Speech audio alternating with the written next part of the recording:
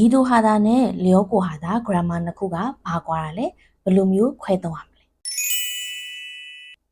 Grammar nakulawaro hada swe action verb ne twetong ne grammar phit pi do Gido hada ga choro past tense no gwago ne twetong na myaarတယ်။ပြီးတော့သူ့ရဲ့အဓိပ္ပာယ်ကကျတော့တခုခုကိုလုပ်ဖို့ဆုံးဖြတ်ချက်ချထားတယ်စီစဉ်ထားတယ်ဆိုတဲ့အဓိပ္ပာယ်နဲ့သုံးတယ်။လျောကိုဟာတာကကျတော့ present tense နဲ့သုံးတာများပြီးတော့ action တစ်ခုကိုလုံးမလို့စဉ်းစားနေတုံးစီစဉ်နေတုံးစူးစမ်းအားထုတ်နေတုံးဆိုတဲ့အခြေအနေတွေကိုဖော်ပြတယ်။ဥပမာစာကြောင်းလေးနဲ့ကြည့်ကြည့်အောင်။ 한국에 가기로 했어요.ကိုရီးယားကိုသွားဖို့လုပ်ထားတယ်။ 기로 했어요. past tense နဲ့သုံးထားတယ်။ကိုရီးယားကိုသွားဖို့အစီအစဉ်ချပြီးပြီးစီစဉ်လုပ်ထားတယ်ဂတိပြုထားတယ်ဆိုတဲ့အဓိပ္ပာယ်한국에 가려고 해요 ကိုရီးယားကိုသွားမလို့လုပ်ထားတယ်ကိုရီးယားကိုသွားမလို့စဉ်းစားနေတော့သွားဖို့စူးစမ်းအားထုတ်နေတော့လုပ်နေတော့ဆိုတဲ့အနေထားကိုဖော်ပြတယ်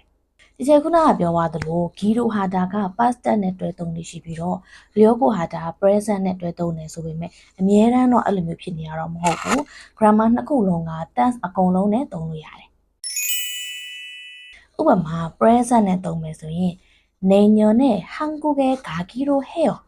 နောက်နှစ်မှာကိုရီးယားကိုသွားဖို့လုပ်ထားတယ်။သွားဖို့အတွက်ကျွန်တော် plan ချထားတယ်ဆိုတဲ့အနေအထားကိုပြောတာ။ 내년에 한국에 가려고 해요.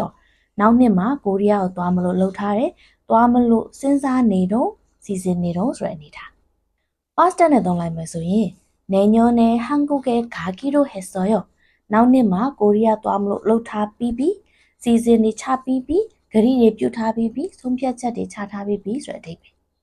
ဒါပေမဲ့